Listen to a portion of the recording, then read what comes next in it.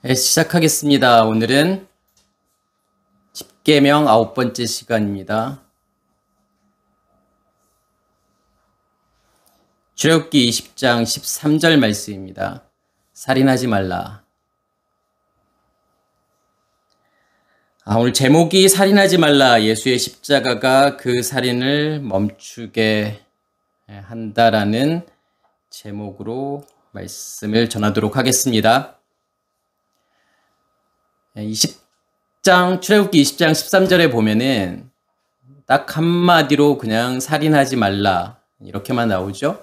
그리고 살인뿐만 아니라 간음도 마찬가지로 살인하지 말라, 6번째 계명, 7번째 계명 간음하지 말라, 그 다음에 8번째 계명 도둑질하지 말라, 이렇게 타이틀만 딱 나와요. 그러면은 우리가 이해하기가 쉽지 않죠. 살인하지 말라 그러면은 누구에게 어떤 상해를 가해서 그 사람을 죽이는 거, 어떤 폭력을 가해서 그 사람을 죽이는 거, 이걸 살인이라고 생각하는 거고, 간음 그러면 우리는 육체적인 간음을 생각하는 거고, 도둑질 그러면은 다른 사람들의 물건을 훔치지 말라 이렇게 생각할 수 있지만 6계명, 7계명, 8계명, 9계명, 10계명은 무엇을 바탕으로 이해를 하셔야 되는 거냐면 그게 무슨 개념인지를 1계명과 5계명이라는 걸 통해서 이해하셔야 돼요.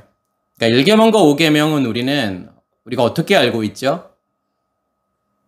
1계명과 5계명은 하나님과 우리 사이의 관계를 이야기하는 거예요. 이런 관계에 있던 하나님과 단절되어 있는 그 상태로 존재하는 너를 지난 시간에 우리가 5계명을 배웠던 것처럼 부모를 공경하는 그 상태로 만들 거라는 거죠. 그러면 그것을 바탕으로 해서 무엇을 이해하셔야 되는 거냐면 6계명부터 10계명까지를 이해하셔야 돼요.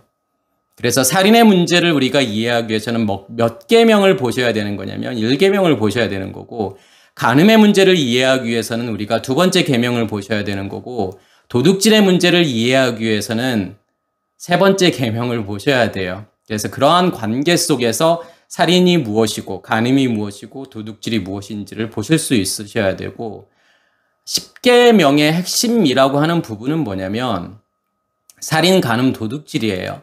근데 우리는 살인, 간음, 도둑질의 문제를 어떠한 방식으로 이해하냐면 이웃과의 관계 속에서 이해하려고 하는 게 있죠. 내가 이웃을 살인하지 않는 거, 이웃을 간음하지 않는 거, 이웃의 물건을 도둑질하지 않는 거, 이렇게로 생각하지만 이 문제도 살인과 간음과 도둑질의 문제도 무엇과의 관계 속에서 이해하셔야 되는 거냐면 우리와 하나님과의 관계 속에서 이해하셔야 돼요. 그러니까 내가 하나님을 살인하는 거, 이게 무엇인지, 하나님을 간음한다라고, 하나님과의 관계 속에서의 간음이라고 하는 것이 무슨 의미가 있는 건지, 도둑질도 마찬가지예요. 하나님과의 관계 속에서 도둑질이 무슨 의미가 있는지를 아셔야 돼요. 그러면 첫 번째 계명이 어떤 거였냐면, 기억나세요? 너는 나 외에 다른 신을 내게 있게 말지니라. 다른 엘로힘이 직역을 하게 되면 다른 엘로힘이 내 얼굴 위에 존재하면 안 된다라고 하는 거죠. 그러면 다른 엘로힘이라고 하는 것은 결국은 뭐라는 거예요? 하나님의 얼굴을 가리는 거라는 거죠. 그럼 무엇이 하나님의 얼굴을 가리는 걸까요? 우리의 의식의 체계가요. 우리의 옛 의식의 체계가. 다시 말해서 이걸 무엇이라고 이야기하는 거냐면 율법이라고 이야기하는 거고 죄라고 이야기하는 거죠. 그래서 그 죄가, 그 율법이 하나님의 존재를 가리는 거예요. 하나님의 존재를 보지 못하게 만드는 거예요. 그러면 그 엘로힘은, 그 하나님은 무엇이 되는 거냐면 다른 신들로 존재할 수밖에 없다라는 거예요. 우상으로 존재할 수밖에 없다라는 거죠. 그러면 살인이라고 하는 것이 무슨 뜻인지를 이해하실 거예요. 그래서 오늘 살인하지 말라 그러면서 이 살인하다라고 하는 단어를 히브리어로 어떤 단어를 썼냐면 라짜흐라는 단어를 쓴 거예요. 그러면 라짜흐라고 하는 단어가 산산이 부수다, 살인하다, 죽이다 이런 뜻이 있어요. 그러면 산산이 부시고 죽이고 살인하는, 그러면 그것을 아까 제가 하나님과의 관계 속에서 이해하셔야 된다고 하는 건데, 그러면 그 의미는 무엇일까요? 내가 하나님을 살인한다라고 하는 것은요. 하나님을 살인한다라고 하는 것과 죽은 하나님. 그럼 제가 지난번에도 말씀을 드렸지만 하나님이 죽었다? 내가 하나님을 살인한다? 그건 무슨 뜻인 거냐면 내가 하나님을 인식하지 못하고 있다라는 거예요. 하나님을 경험하지 못하고 있다라는 거죠. 하나님이 어떻게 존재할 때 내가 그 하나님을 인식할 수 있고 경험할 수 있는 거냐면 우리 안에 존재하고 있을 때, 우리라는 성전 안에 하나님이 존재하고 있을 때 어떻게 존재하는 거예요? 무엇으로 존재하는 거죠?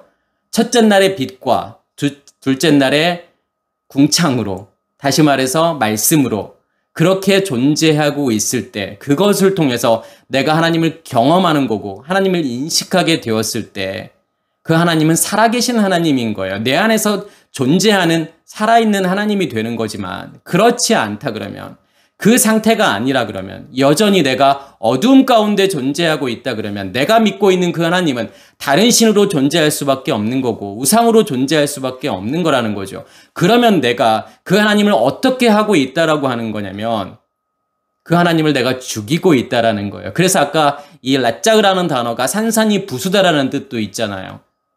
내가 하나님을 산산이 부수고 있는 거예요. 산산이 부수어서 어떻게 만들어 버리는 거예요.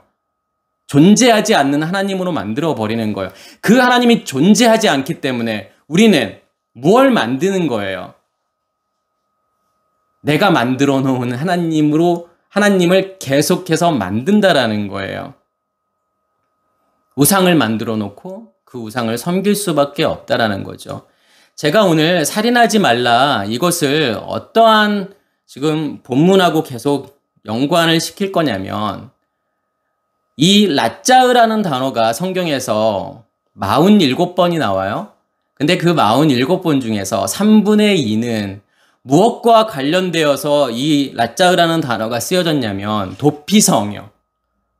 도피성과 관련되어서 이 라짜으라는 단어가 3분의 2 이상이 쓰여졌어요. 그러면 우리가 이 라짜으라는 단어가 살인이 무엇인지를 이해하려면 무엇을 이해하셔야 되는 거냐면 도피성의 개념, 도피성이 무엇인지를 먼저는 이해를 하셔야 돼요. 그리고 난 다음에 무엇을 볼 거냐면 우리가 최초의 살인 그러면 누구를 꼽죠? 누가 최초의 살인자예요? 가인이 아벨을 죽이잖아요. 가인이 최초의 살인자죠.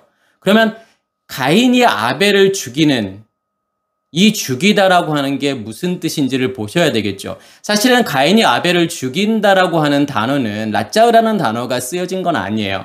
하라그라는 단어가 쓰여졌어요.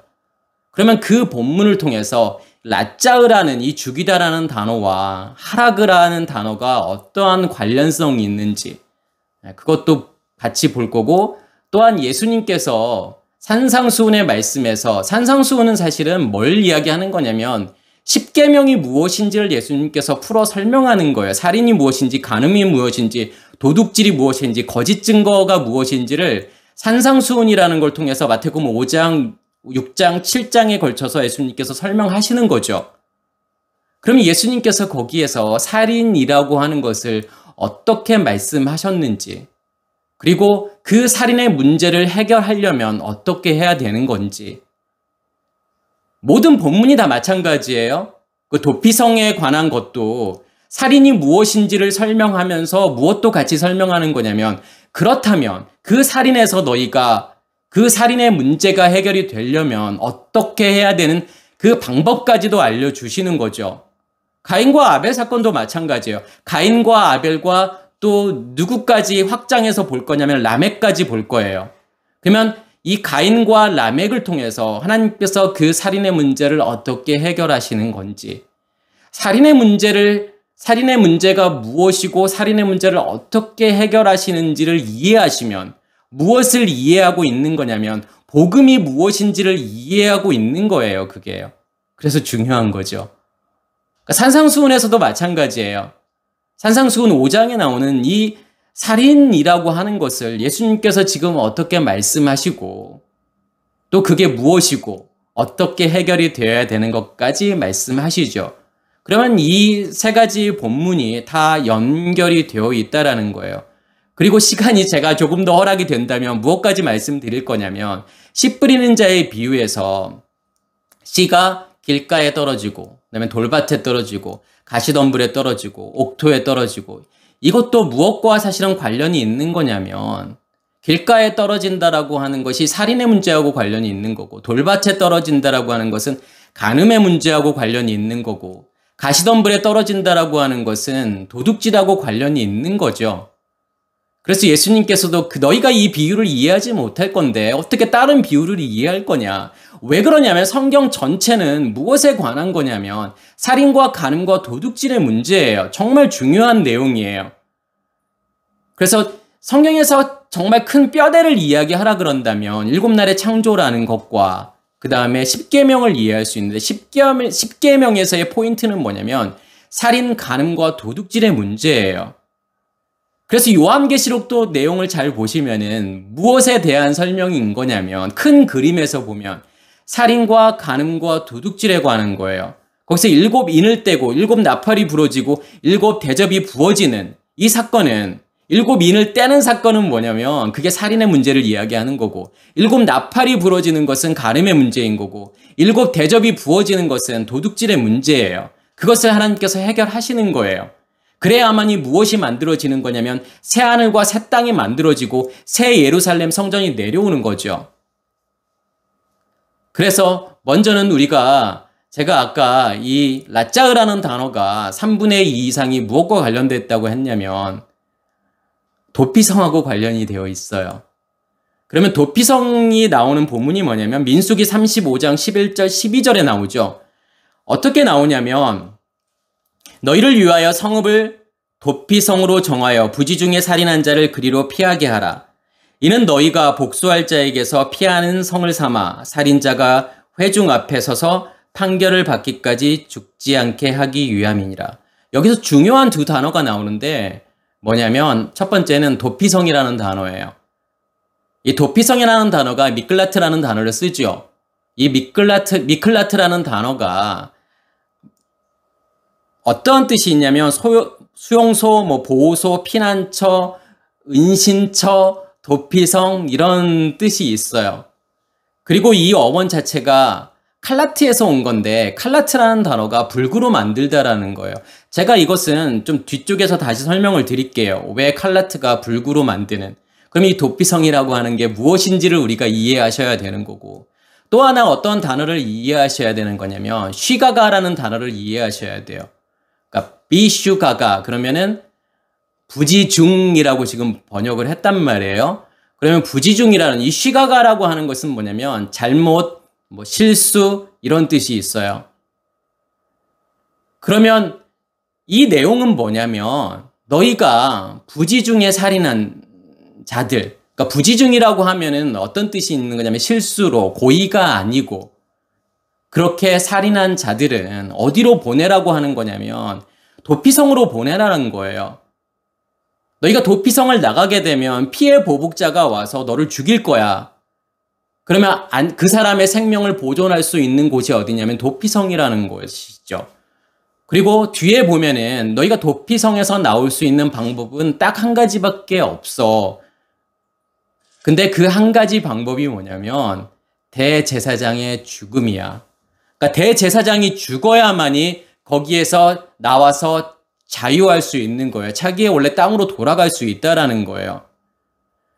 그러면서 그 중간에 어떤 내용이 나오냐면 너희가 부지 중에 살인한 자는 도피성으로 보내야 되는 거지만 부지 중에 살인한 것이 아니라 너희가 특별한 어떤 목적을 가지고서 의도를 가지고서 아니면 악의를 가지고서 누구를 죽이게 되면 철로 누구를 죽인다던가 나무로 누구를 죽인다던가 아니면 돌을 써서 누구를 죽인다던가 아니면 아까 제가 말씀드린 것처럼 어떤 특별한 의도나 목적을 가지고서 사람을 어떤 물건을 어떤 것을 던지거나 밀쳐가지고 죽이게 되면 그 사람은 어떻게 하냐면 살인자라는 거예요. 살인자이기 때문에 반드시 죽이라고 한단 말이에요.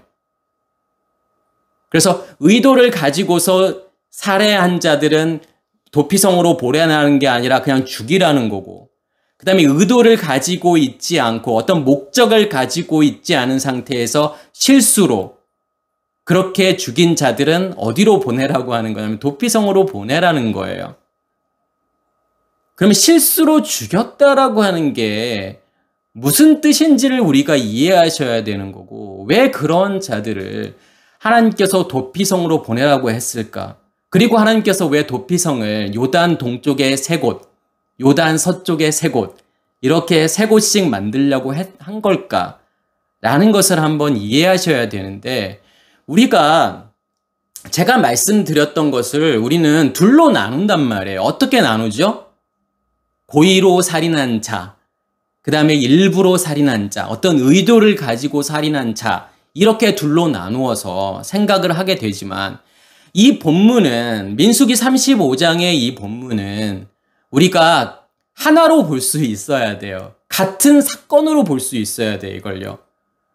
그렇다면 뭐냐면, 우리는 처음부터 어떠한 존재인지를 보여주는 거죠. 너는 처음부터 너희는 고의로 살인한 자야. 어떤 목적을 가지고서, 의도를 가지고서 살인한 자야라는 거예요. 왜 그러냐면 여기서 나오는 어떤 철이라고 하는 단어, 돌이라고 하는 단어, 나무라고 하는 단어, 이것은 지금 무엇을 이야기하는 걸까요? 무엇을 말하고 싶어서 이런 단어를 썼을까요? 철이라고 하는 단어가 찌르다라는 뜻이 있고 상처들이라는 뜻이 있어요. 그럼 무엇이 만들어 놓은 그 체계를 지금 철이라고 이야기하고 돌이라고 이야기하고 나무라고 하는 걸까요? 우리의 의식의 체계, 우리의 옛 의식의 체계, 그 율법을 지금 무엇이라고 설명하는 거냐면 철이라고 설명하고 돌이라고 설명한 거예요. 나무라고 설명하죠. 누군가를 찌르는 거예요. 누군가를 찔러서 상처를 입히는 거예요. 무엇이요? 우리 안에 있는 그 체계가요. 질서가요. 옛 의식의 체계가요. 율법이요. 죄가요.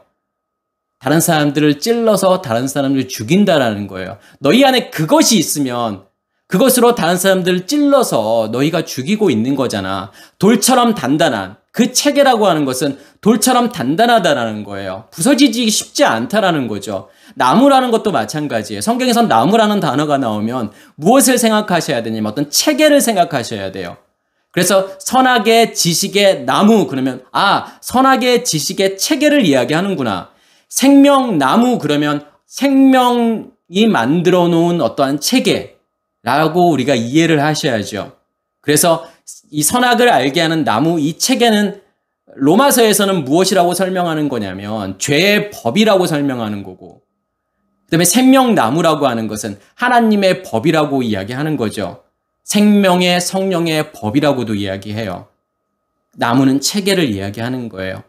그래서 철, 돌, 나무. 그러면 이것이 의미하는 것이 어떤 물건을 사용해서 다른 사람들을 죽이게 되면 그건 의도가 있는 거야. 그렇지만 너희가 어떠한 의도가 없이 마치 요즘 어떠한 단어로 이야기한다고 그러면 뭐라고 설명할 수 있는 거냐면 과실치사. 내가 누구를 죽였는데 일부러 죽인 게 아니라 실수로 죽였다라는 거예요. 지금 그런 이야기를 하는 게 아닌 거예요. 살인이라고 하는 것은 너 안에 뭐가 있는데 너희는 태어날 때부터 너희 안에 그 체계가 존재하잖아. 그 체계를 또 무엇이라고 이야기하는 거냐면 세상이라고 이야기하는 거예요. 그래서 우리 안에 어떠한 체계가 그대로 존재하는 거냐면 세상이 만들어 놓은 그 체계가, 그 질서가 우리 안에 그대로 존재한다라는 거고, 그것이 존재하고 있기 때문에 그것으로 누구를 죽이게 되는 거냐면 하나님을 죽이게 된다라는 거예요. 예수를 죽이게 된다는 거예요. 우리의 형제로 온 예수를 죽이게 되는 거죠. 그거 살인이야. 하나님이 죽은 거야. 그러면 너희에게 있어서 너희가 하나님을 지금 살인하고 있는 거야. 하나님을 경험하지 못하고 하나님을 인식하지 못하면, 그래서 그 체계가 너희 안에 존재하고 있기 때문에 그것으로 너희가 이웃을 죽이는 거잖아. 다른 사람들을 너희가 지금 죽이고 있잖아. 그게 살인이야. 그렇게 살인한 자들은 어떻게 해야 되냐면 하나님께서 반드시 죽이라고 한단 말이에요. 그러니까 모트, 유마트라는 단어를 쓰죠. 이 무트라는 단어가 지금 2번이 들어간단 말이에요. 그렇게 살인한 자들은 영원한 죽음이야. 그렇지만 그러한 너희를 내가 그 겉사람을, 그 체계를 다 없애버리고 다 무너뜨리고 너희의 겉사람이 존재하지 않는 그 죽음으로 만들 거야. 라고 하는 게 큰 그림이란 말이에요. 우리는 살인자라는 거죠. 우리의 체계로 모든 것을 다 죽은 상태로 만들어버리는 그 살인자인데 그 살인자를 하나님께서 어떻게 만드시겠다고 하는 거냐면 무트의 죽음을 죽게 만드시겠다라는 거예요. 그러면 그 가운데에 뭐가 들어가야 돼요? 어떠한 과정이라는 걸 통해서 이렇게 만들 것인가라는 이 과정이 들어가야 되는 거잖아요. 그러면 그 과정이 뭐라는 거예요? 그게 부지 중에 살인한 자가 되는 거예요.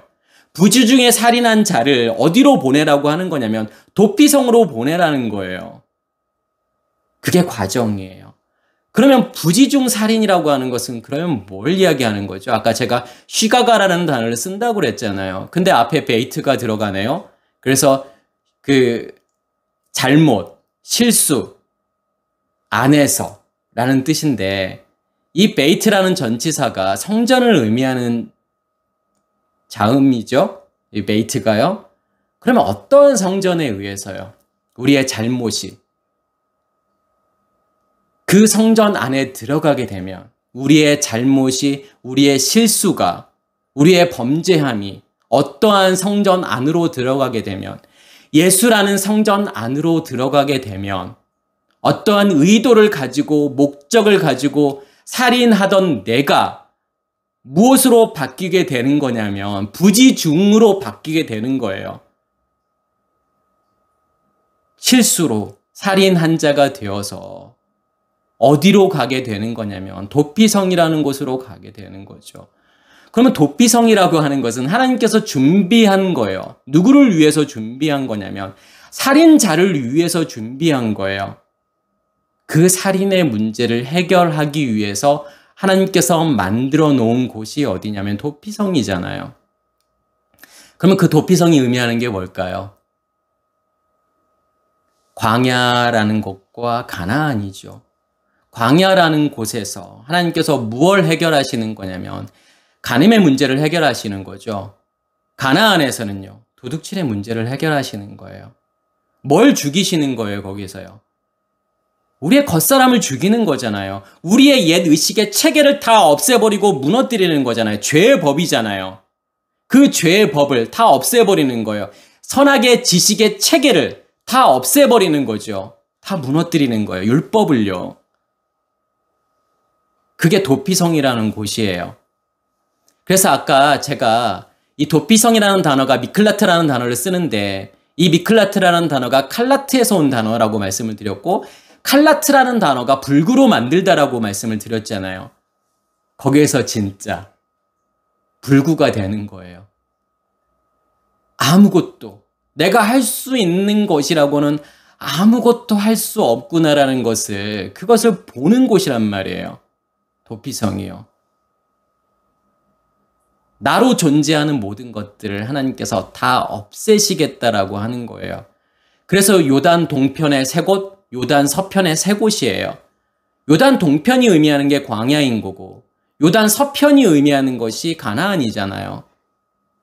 그러면 그 세 가지를 어디에서, 그 셋을 어디에서 해결하시는 거냐면 광야에서요. 이 셋을 가나안에서 해결하는 거죠. 그 도피성에서는 어떻게 나와야 되는 거죠? 어떻게 나올 수 있는 거예요? 누구의 죽음만으로 나올 수 있는 거냐면 대제사장의 죽음만이 그 사람을 자유하게 만들어주는 거예요. 그 죽음에서 완전히 해방시키는 거예요. 그러면 그 대제사장의 죽음이라고 하는 것은 누구의 죽음이에요? 내가 그리스도와 함께 같이 죽어야 된다라고 하는 거죠. 그래야만이 거기서 나올 수 있다라는 거예요. 그래서 살인의 문제의 진정한 해결은 뭐냐면 간음의 문제가 해결이 되고 도둑질의 문제가 해결이 되었을 때 그 전체를 무엇이라고 말하는 거냐면 그래 이제 살인의 문제가 해결이 되었어. 거기서 무엇을 봤다라는 거예요? 내 모습을 봤다라는 거잖아요. 나의 살인, 나의 간음, 나의 도둑질의 문제를 봤다라는 거잖아요. 그리고 거기에서 누구를 경험했다라는 거예요. 하나님이라는 존재를요. 인식했다라는 거고 경험했다라고 하는 거예요. 그게 도피성이에요. 그래서 이 본문을 우리가 같이 보실 수 있으셔야 돼요. 우리는 누구나 다 시작이 어디냐면 어떤 의도를 가지고서 목적을 가지고서 살인을 일삼고 있는 그냥 살인의 상태에 있는 우리를 하나님께서 이러한 도피성이라는 이 과정을 통해서 결국은 어떠한 죽음으로 죽게 하시는 거냐면 이 무트의 죽음을 죽게 하신다라는 거예요. 시작은요. 무엇에서부터 시작인 거죠? 라짜으라는 것부터 시작이잖아요. 라짜으로 시작해서 어디의 죽음으로요? 무트의 죽음으로 하나님께서 만들어 가시는 거죠. 그리고 우리가 또 하나 봐야 될 건 뭐냐면 최초의 살인자 가인. 가인이 아벨을 죽이는 사건은 우리가 어떠한 관점에서 이해를 하셔야 되는 거냐면 우리와 예수라는 그 예수라는 형제의 관점에서 보셔야 돼요. 사대라는 뜰에서 죽이는 거잖아요. 그 뜰은 어디 뜰을 이야기하는 거냐면 성전 뜰을 이야기하는 거예요. 번제단이 있는 그곳이요. 그곳에서 누가 누구에 의해서 죽어야 되는 거냐면 아벨이 죽어야 되는 거예요. 이 헤벨이라는 단어가 숨, 호흡이라는 뜻이 있죠. 그리고 수증기라는 뜻도 있고 사라지고 없어지다, 헛된 것을 설명할 때 헤벨이라는 단어가 쓰여지잖아요. 그러면 그 헤벨은 지금 누구를 이야기하는 거냐면 자신의 죽음을 통해서 우리에게 호흡을 주시는, 생명을 주시는 그 예수라는 존재인 거예요. 가인은요, 우리 모두를 이야기하는 거예요. 우리의 죄가요, 누구를 죽일 수밖에 없는 거냐면 형제인 예수를 살인할 수밖에 없다라는 거예요. 거기에서 사용된 단어는 하라그라는 단어를 쓰지요. 제가 아까 라짜으라는 단어가 있고 하라그라는 단어가 있다고 말씀을 드렸는데 라짜으라고 하는 것은 그냥 우리의 옛 의식의 체계 안에 있는 그 살인의 상태에 있는 그것을 지금 라짜으라는 단어로 설명하는 거고 그걸 통해서 하나님께서 하나님의 구원의 모든 과정 가운데서 하나님께서 이루시려고 하는 것은 뭐냐면 우리를 죽이시는 거란 말이에요. 우리의 겉사람을 죽이시는 거죠. 그러한 모든 과정들을 하라그라는 단어로 표현하는 거고 그 다음에 결국은 그것의 결과물이라고 하는 것은 무트의 죽음이잖아요. 그래서 라짜으, 하라그, 무트 이런 단어들이 쓰여지는 거예요. 여기서는 하라그라는 단어가 쓰여졌죠. 가인이 아벨을 죽이는 사건. 그리고 난 다음에 지금 어떠한 인물이 나오냐면 라멕이라는 인물이 나와요. 가인의 아들이 누구죠? 에녹이죠. 에녹이라는 인물이 나오고 에녹의 4대를 지나게 되면 어떠한 인물이 나오게 되냐면 라멕이라는 인물이 나와요. 그래서 레메크라는 단어죠. 근데 이 레메크라는 단어가 어떤 뜻이 있냐면 powerful이라는 뜻이 있어요. 강한, 힘센 이런 뜻이 있어요. 그러면서 이 라멕이 나오는 구절이 창세기 4장 23절, 24절에 나오죠. 그래서 라멕이 지금 뭐라고 말하는 거냐면 나의 상처로 말미암아 내가 사람을 죽였고 나의 상함으로 말미암아 소년을 죽였도다. 자, 나의 상처로 말미암아 사람을 죽였고 나의 상함으로 말미암아 소년을 죽였다는 거예요. 라멕의 두 아내가 있죠.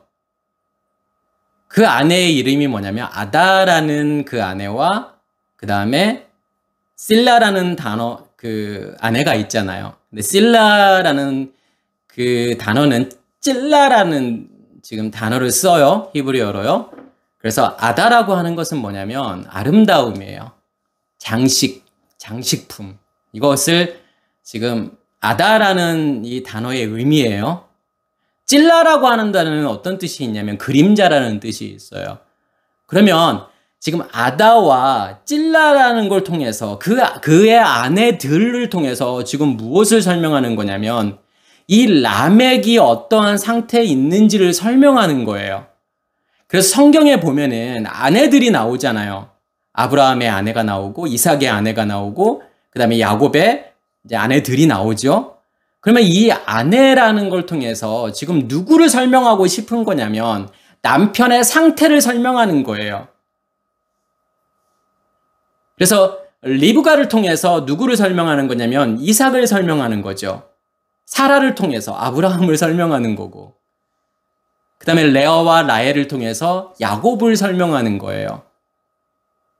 그리고 아들들이라고 하는 것은 아버지의 상태의 확장을 이야기할 때 아들을 이야기하는 거예요. 그럼 여기서 라멕이 어떠한 상태인지를 보려면 그 두 아내들을 보면 돼요. 그 이름 속에 그 힌트가 담겨 있는 건데 제가 아까 아다라는 단어가 아름다움, 장식품이라고 하는 뜻이 있다고 그랬잖아요. 보여지는, 겉으로 보여지는, 겉으로 드러나져 있는 그것들, 껍질, 화려함. 이것이 결국은 뭐라는 거죠? 율법이라고 하는 거잖아요. 실라라고 하는 것도 찔라라는 단어인데 이것도 아까 제가 그림자라는 뜻이 있다고 그랬잖아요. 그림자라고 하는 것은 실체가 아닌 거예요. 그냥 환상이죠. 무엇이 만들어 놓은 환상이에요. 율법이요. 죄가요. 옛 의식의 체계가요. 만들어 놓은 환상을 무엇이라고 이야기하는 거예요. 우상이라고 이야기하는 거죠. 그래서 우리도 그 보여지는 것을 보게 되면 실체를 보지 못하게 되면 우리의 의식의 체계가 만들어 놓은 것으로 보게 되면 우리의 의식의 체계가 만들어 놓은 것으로 말씀을 보게 되면 하나님을 보게 되면 무엇으로 보일 수밖에 없는 거냐면 율법으로 법으로 볼 수밖에 없는 거고 그렇게 법으로 만들어 놓은 그 하나님은 무엇으로 존재할 수밖에 없는 거냐면 우상으로 존재할 수밖에 없다라는 뜻이에요. 그래서 이 아다라는 단어와 이 찔라라는 단어를 통해서 라멕의 상태가 어떤 건지를 보여주는 거죠. 아까 제가 라멕이 파워풀이라고 했잖아요. 그럼 파워풀이라고 하는 것은 강한 거예요. 힘센 거예요. 무엇으로요? 율법으로요. 율법으로 확고한 상태를 이야기하는 거죠. 그러면서 뭐라고 이야기하는 거냐면 나의 상처로 말미암아 나의 상함으로 말미암아 상처와 상함을 이야기하는 거잖아요.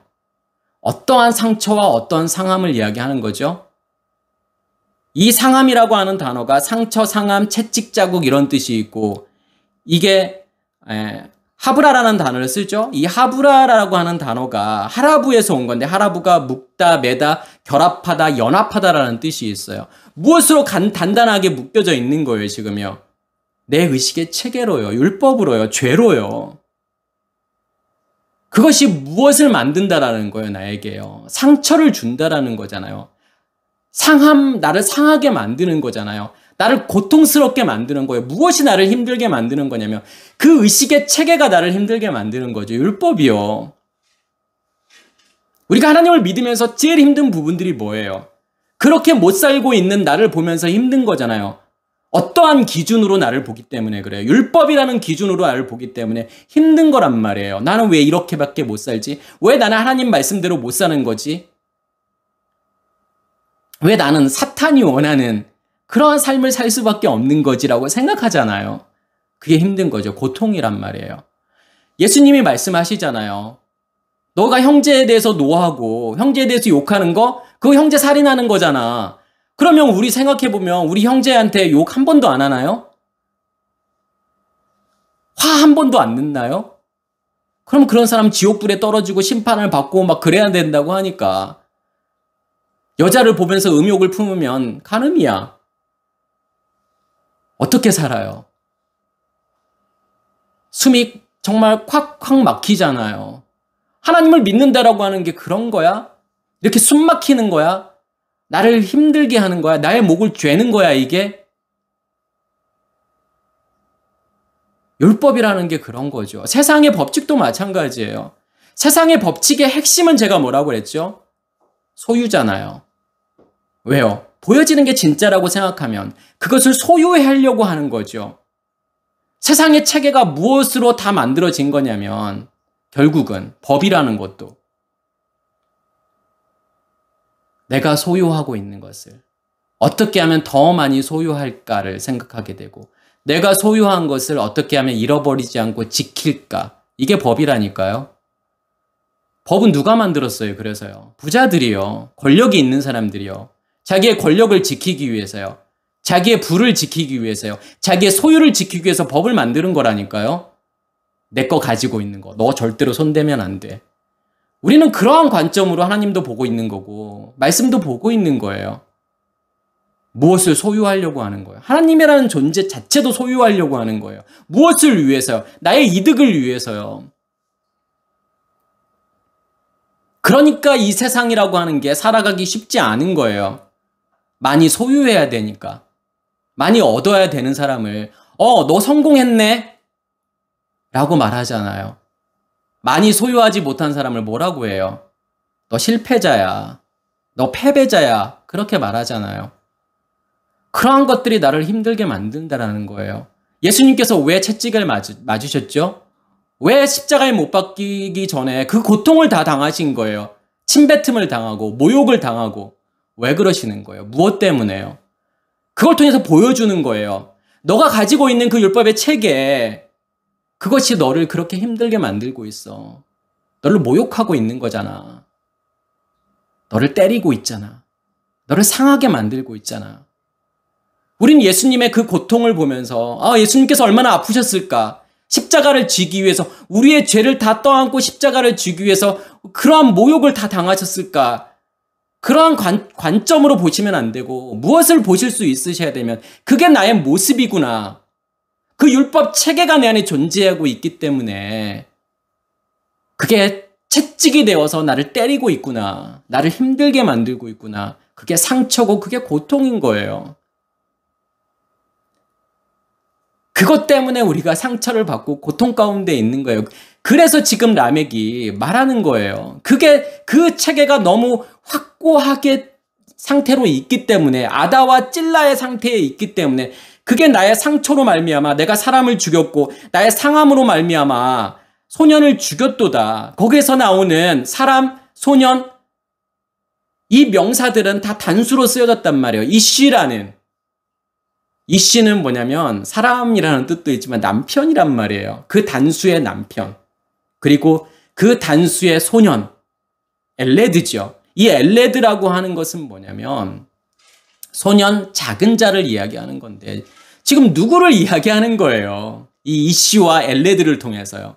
누구를 설명하고 싶은 거예요? 예수라는 존재를 설명하고 싶은 거잖아요. 그는 우리의 남편으로 왔단 말이에요. 이씨로 온 존재잖아요. 그리고 그는 작은 자란 말이에요. 소년이에요. 예수님께서는 자기를 향해서 나는 작은 자야 라고 이야기를 하잖아요. 작은 자에게 한 것이 나에게 한 거야. 그 작은 자가 누구라는 거예요? 예수님 자신이라는 거잖아요. 결국은 내가 가지고 있는 그 상처가, 그 율법의 체계가, 그 선악의 지식의 체계가 누구를 죽일 수밖에 없는 거예요. 그러면요. 예수를 죽일 수밖에 없는 거잖아요. 예수를 십자가에 못 박게 만드는 거란 말이에요. 십자가로 밀어내는 거란 말이에요.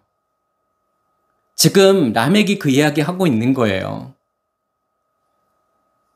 그러면서 뭐라고 이야기하는 거죠, 라멕이요?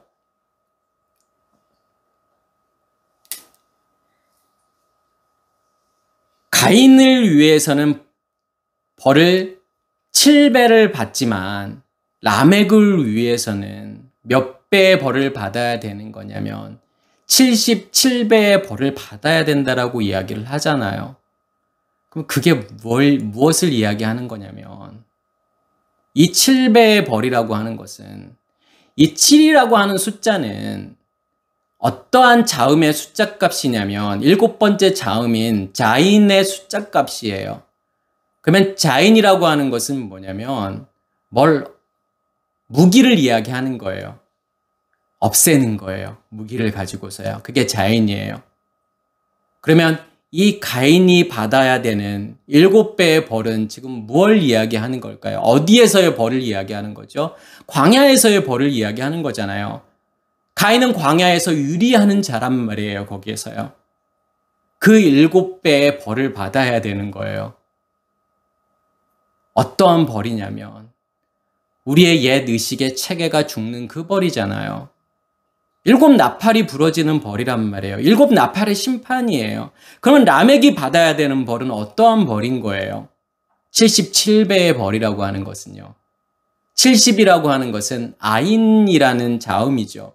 아인이 의미하는 것은 뭐냐면 보고 알고 경험하다라는 뜻이에요. 무엇을 보고 알고 경험하는 거예요?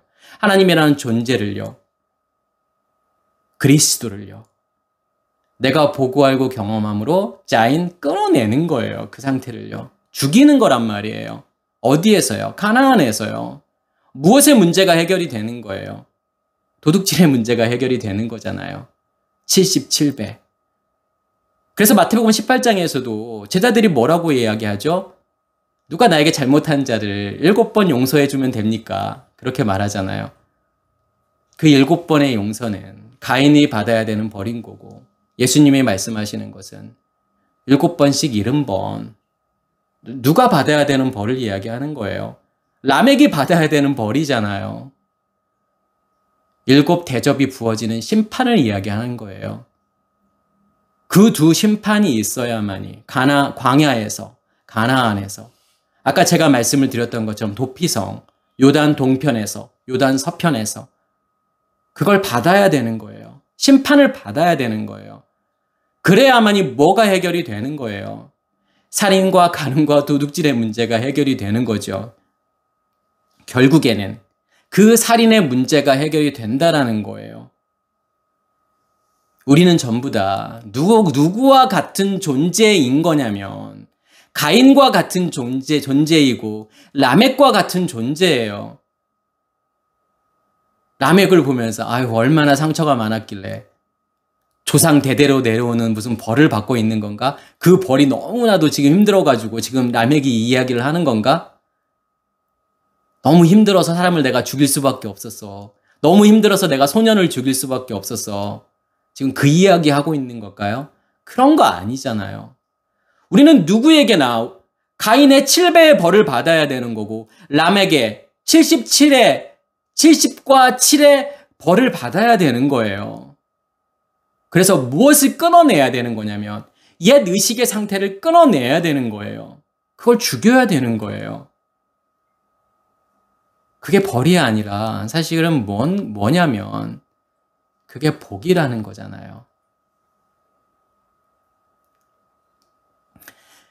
그리고 마태복음 5장 21절 22절에 보면은 옛사람에게 말한 바 살인하지 말라 누구든지 살인하면 심판을 받게 되리라 하였다는 것을 너희가 들었으나 나는 너희에게 이르노니 형제에게 노하는 자마다 심판을 받게 되고 형제에 대하여 나가라 하는 자는 공회에 잡혀가게 되고 미련한 놈이라 하는 자는 지옥불에 들어가게 되리라.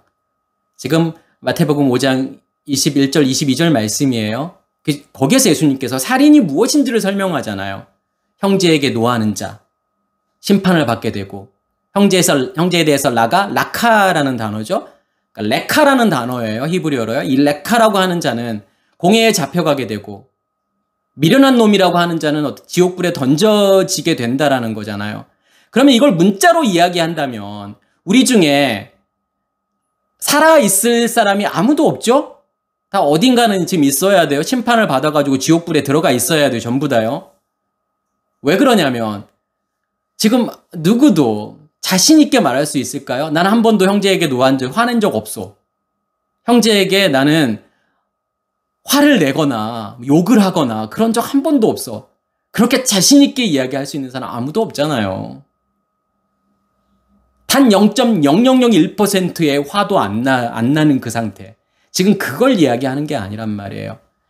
그래서 이 노하다라는 단어가 오르기조라는 단어를 쓰는데 이게 오레고마이에서 온 단어예요. 오르기조라는 것은 화내다, 노하다라는 뜻인데 오레고마이라는 뜻은 뭐냐면 열망하다, 애쓰다, 바라다 이런 뜻이 있어요. 그럼 무엇을 향한 지금 열망인 거예요. 무엇을 얻기 위한 나의 것을 소유하기 위한 열망이죠. 누구를 향한 열망이에요? 그 예수를 향한, 그 형제라는 예수를 향한 열망, 하나님을 향한 열망이에요. 그게 우리의 신앙생활일까요? 내가 바라고 소원하고 원하는 거, 내가 열망하는 거, 그것을 채우려고 하는 것이 하나님을 믿는 이유인가요? 결국에는 천국까지도 소유하려고 하는 인간의 끝없는 욕심이잖아요, 그게요. 지금 그걸 이야기하고 있는 거예요. 너희 안에 그거 있잖아. 욕심을 만들어내는 그 옛 의식의 체계, 너희 안에 그거 존재하고 있잖아. 레카라는 것도 마찬가지예요. 가치 없다, 미련하다. 그 형제를, 예수라는 형제를 가치 없고 없는 상태로 만들어버리는 거예요. 이게 살인이잖아요. 아까 제가 하나님을 죽이고 있는 거잖아요. 그게 형제 예수를 죽이고 있는 거잖아요. 경험하지 못하고 있는. 그 형제가 누구인지를 모르게 되면 그 형제가 가치 없는 존재가 되어버리는 거죠. 하나님도요. 하나님이 누구신지를 경험하지 못하면 그 하나님은 가치 없는 존재가 되어버린단 말이에요. 미련한 놈이라고 하는 이 단어도 모로스라는 단어를 쓰죠. 근데 이 모로스라는 단어가 미스테리온에서 온 단어예요. 미스테리온이라고 하는 것은 비밀이란 말이에요. 누가 비밀이에요? 하나님이라는 존재가요. 비밀이라고 하는 것은 가려워져 있는 거잖아요. 볼 수 없는 거잖아요. 인식할 수 없는 거잖아요. 경험되어지지 않는 거예요. 그러면 그 하나님은 나에게 어떠한 상태냐면 미련한 상태예요. 그 예수는요. 미련한 상태란 말이에요. 그 사람들은 다 어떻게 돼야 돼? 심판을 받아야 되고 지옥불에 들어가야 돼요. 그 말은 무슨 말이냐면 뭐가 심판을 받아야 돼요? 뭐가 그렇게 나를 만들었냐면 너 안에 존재하고 있는 그 체계가 죄의 법이 율법이 너를 그렇게 만들었잖아. 그것을 내가 다 없애버릴 거야. 심판할 거야 라는 거잖아요. 그러면서 뭐라고 말하는 거냐면 형제와 먼저 화목하고 예물을 드리라는 거예요. 그럼 화목하다라 형제와 화목하는 것은 무엇을 이야기하는 거냐면 그 형제, 어떤 형제, 예수라는 형제와 십자가의 죽음으로 그 샬롬이 이루어지는 거잖아요. 그 샬롬을 이야기하는 거란 말이에요. 그렇게 샬롬이 되어졌을 때 그게 뭐가 되는 거예요? 예물이 되는 거예요. 누가 예물이 되는 거예요? 우리가요. 그게 코르반이란 말이에요. 무엇을 하나님께 드릴 수 있어요? 죽어서 드려야 돼요. 내가 살아있으면 드릴 수가 없어요. 내 겉사람이 살아있으면 드릴 수가 없어요. 죽은 것으로 드리는 거예요. 죽음으로 드리는 거예요. 나의 겉사람의 죽음으로 그 예물을 드릴 수 있다라는 거죠. 결국은 살인의 문제를 어떻게 해결하시겠다는 거예요, 하나님께서요. 그 예수의 십자가의 죽음이라고 하는 걸 통해서 그 살인의 문제를 해결하시겠다라는 거잖아요. 야, 한 번이면 돼. 이제 마지막 그 살인이면 돼. 그 예수와 함께 십자가에 죽었어? 그러면 이제 누구를 살인하지 않게 되는 거잖아. 그 살인의 문제 해결하기 위해서 예수께서 오신 거란 말이에요. 그 십자가에서 죽으신 거란 말이에요. 우리의 상처를 해결하기 위해서요. 우리의 고통을 해결하기 위해서요. 우리의 상함을 해결하기 위해서요. 그것을 보여주시는 거예요. 제가 씨 뿌리는 비유는 간단하게 말씀을 드릴게요.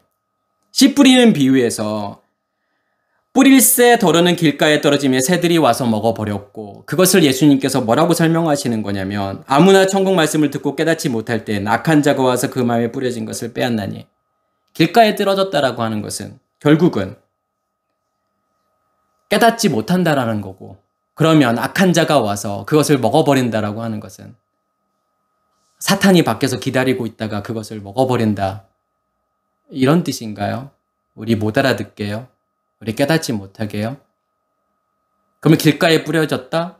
말씀을 깨닫지 못한다? 그러면 그 말씀은 뭘 이야기하는 걸까요? 지식적인 어떤 깨달음을 이야기하는 게 아니에요. 이해를 하라는 그 뜻이 아니에요.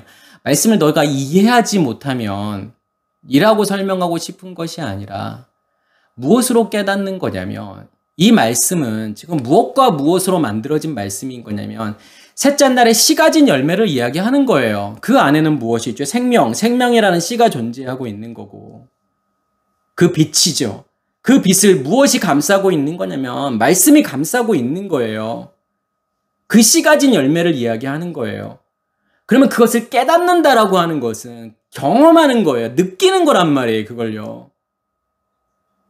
느낌이라고 하는 것은 모든 것들에 하나님께서 나에게 주어진 모든 것들을 통해서 경험해지는, 인식되는 그것을 지금 느낌이라고 하는 거죠.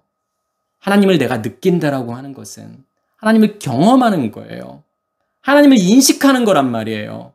무엇으로요? 첫째 날과 둘째 날의 것으로. 그게 셈이잖아요. 예수 그리스도잖아요. 그 예수 그리스도를 통해서 첫째 날의 빛을 통해서 둘째 날의 말씀이라는 걸 통해서 그 씨 가진 열매라는 걸 통해서 뭘 경험하라는 거예요.